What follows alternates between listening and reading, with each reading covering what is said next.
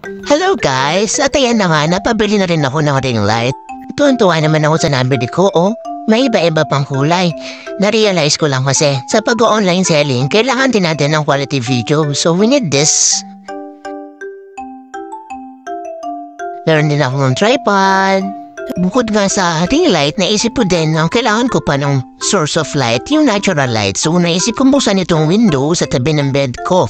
At since limited nga yung space natin dito, kailangan ma-discard ka kung paano mo maximize yung space mo sa sarili mong area.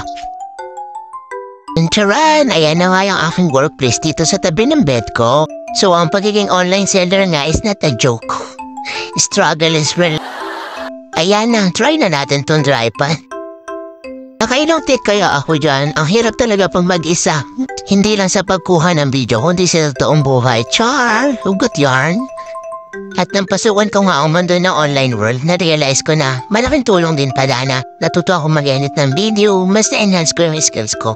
At na-realize ko, gusto ko pala maging isang UGC creator. Video soon! Bili na kayo na SB till next video. Yun lang, bye!